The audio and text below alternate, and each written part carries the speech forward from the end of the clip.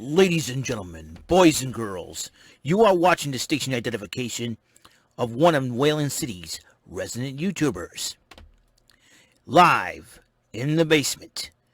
This is not MTV's remote control. And he is not Ken Ober. God rest Ken Ober's soul. This is WEML-TV, Channel 77. And now here's your host, New Bedford, Massachusetts' own, Mr. Eric M. Lima.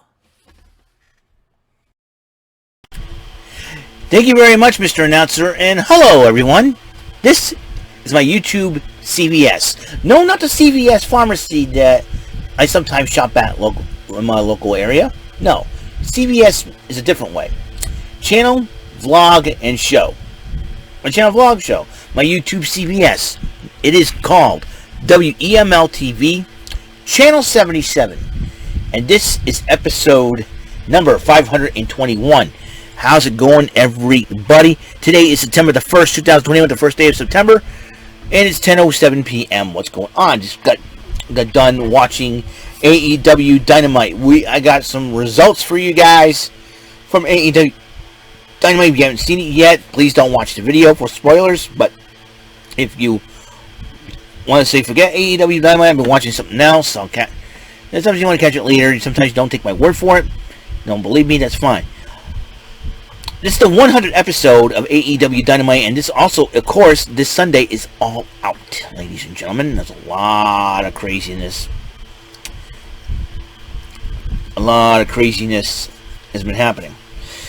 All Out is really getting everybody very tense, paranoid, shall we say, and everything else. I will explain why. Santana, Ortiz, and FTR continue their rivalry to kick off AEW Dynamite as they engage in tag team competition after Cash Wheeler had his elbow ripped out, and it was gross to see. A few weeks ago, about a month ago. But then FTR, Santana, Ortiz were ready for battle, and they paid tribute to the Midnight Express since Bobby Eaton passed away. FTR did, which is, they respect the business. Even though a lot of people, say, okay, we don't like their association with MJF and all that, but you got to respect FTR. FTR, they do respect the business. They have the greatest mentor in Tully Blanchard as their manager, and I tell you what, and one of the best wrestlers in the business in Tully Blanchard. And they did, they fought a great match with Santana and Ortiz, great tag team rivalry in AEW. Santana and Ortiz, though, the Proud and Powerful, as they call themselves, do pick up the victory over FTR. Then Daniel Garcia in 2.0 didn't like the fact that Darby Allin is stealing the spotlight once again, and now that CM Punk is involved. So CM Punk comes out and addresses the AEW fans talking about Darby Allin. But as he was talking, Daniel Garcia in 2.0, jumped CM Punk. 2.0's had a crazy, what, 5, 6 months, 7 months, almost a year. Last year they were on NXT, and then all of a sudden now, as Everrise, now they go in getting involved in the storyline between CM Punk and Darby Allin and having Sting involved. That's crazy enough. And then as they jump CM Punk, Darby Allin and Sting get involved, and then Sting talks to CM Punk. He says, I'm going to let you two go at it. And it was the first time that CM Punk and Sting are in the same ring together. That's even crazy in itself. And I'm telling you, it's really insane. See Sting and CM Punk in the middle of the ring together. That's just insane. So Sting and Darby Allin are going to go at it they're going to go at it at All Out this Sunday. Tony Schiavone sat down in an interview with MJF, who basically MJF compared Jericho to Muhammad Ali in his twilight, so to speak. And so that's why Jericho believes that MJF believes that he's the one to take out Jericho.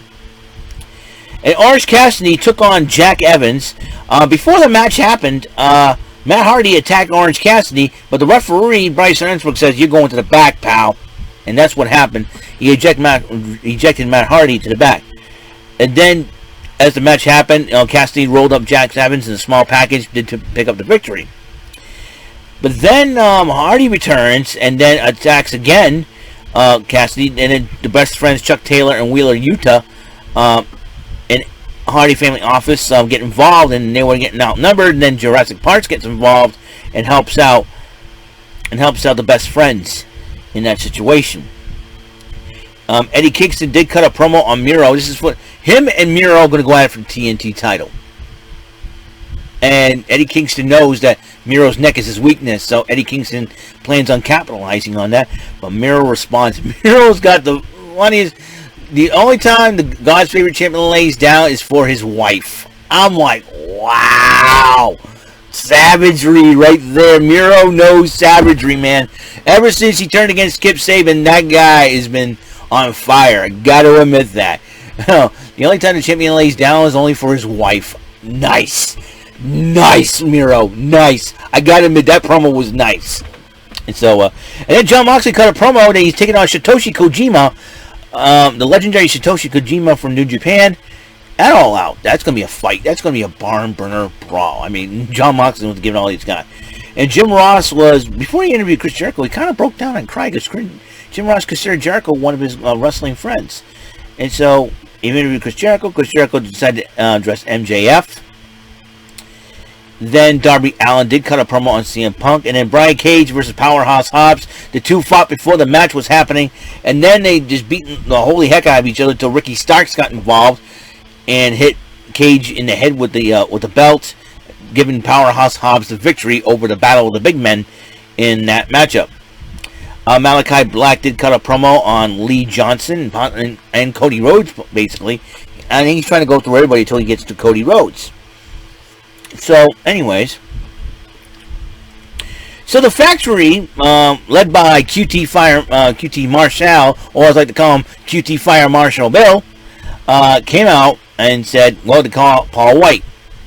And said all of them decided to attack Paul White, and Paul White's fighting them off one by one. And as they got too much, the Gun Club, Billy Gunn and his sons Colton and Austin got to the ring. But Billy Gunn hit White with the steel chair. And Gun Club walks away, and the factory capitalizes on that. I'm like, why did Billy Gunn do that? Well, as his old theme song once said, he is an ass man. Bam, bam. Why Billy Gunn and his sons were looking on. I'm surprised they didn't stop him. So, I wonder how much money QT Fire Marshal Bill paid those guys to do that to Big Show, to Paul White. I'm sure Paul White's going to be full of P&V this coming Sunday at All Out. So, Tony Schiavone interviews Dr. Britt Breaker, says about a huge announcement about free agent signing. And she goes, the free agent signing is me. Signed a long-term deal with AEW. I'm like, trolled us for sure. And so she's with Rebel and Jamie Hayter, as they're going to be taking on Chris Statlander in a handicap match this Friday at Rampage. It's going to be very interesting to see how that plays out. Speaking of women's action, Penelope Ford went one-on-one with Ty Conti. And Ty Conti was full of P&V, and Penelope Ford was accompanied by the Bunny. And then Ty Conti did pick up the victory over Penelope Ford, but then the Bunny and Ford did attack Conti. And then Anna Jay, Ty Conti's best friend, is back. Tay J is back. And believe me, Penelope Ford and the Bunny better be watching their backs. And the women, and Alex Marvis was interviewing Thunder Rosa, but was interrupted by Nyla Rose and Vicky Raposa Guerrero and Jade Cargill with Smart Mark Sterling. And Rose and Cargill did jump on Thunder Rosa. Thunder Rosa's going to be one angry young lady. And believe me, you don't want to mess with Thunder Rosa. That's for sure. Then the main event is an 8-man tag team matchup. Jurassic Express, that'd be the Jungle Boy Jack Perry, son of the late great legendary actor Luke Perry, God rest his soul, and Luchasaurus, accompanied by Marco Stunt, which is one of the coolest guys ever. And he's totally savage on the mic. You see him diss MJF, and MJF goes, okay, where'd you find all the gold? And he's like, well, funny, I was effing your mom, and I was like, oh! And then the Lucha Brothers, that would be Penta, El Zero Miedo, and Rey Fenix, accompanied by Alex Abrahantes, against the Elite. That would be the AEW World Tag Team Champions, the Young Bucks, and the Impact World Tag Team Champions, the Good Brothers. And the Elite did win the matchup for cheating and everything else in between. Kenny Omega came out, and they started attacking the Jurassic Express and Lucha Brothers, so Christian Cage gets involved. And then the steel cage is lowered, leaving Christian Cage and the Lucha Brothers outnumbered by the Elite. Everybody tried to climb in and save them, and they're whacking people with kendo stick. The Elite whacking people with kendo sticks and whatnot. The Elite should be ashamed of themselves. I would love to give Don Callis a wedgie. In fact, I like to see Kenny Omega. I want to give Kenny Omega a wedgie. I want to give every member of Elite a wedgie because they deserve a wedgie. But I'm hoping that Christian Cage and the Lucha Brothers do that for me this coming Sunday at All Out. I personally can't wait to see the Elite get their just desserts. And believe me, the Good Brothers got something coming to them on Impact tomorrow night. I'm hoping my internet does not go out. Rumor has it we might have a humongous thunderstorm again. Rumor has it also is going around that a tornado warning is in effect. But as we saw with Henry, and I'm praying that we don't, I pray that the Lord protects us in Jesus' name from this storm that we're having. So we'll see what happens. It's raining right now. That's cool. I like the rain. That's fine. So we'll see what happens. Okay, then. That's all the time we have on the show. AEW Dynamite Event Center for September the 1st, 2021. The 100th episode of Dynamite. And the second to the last final road of rollout. This coming Friday will be the final road to roll out on Rampage. Coming at you. We'll see what happens, alright? I'll see you guys later. You guys have a wonderful night. And until the next episode. Tomorrow's also Thundercracker Thursday. Kind of appropriate for this kind of weather.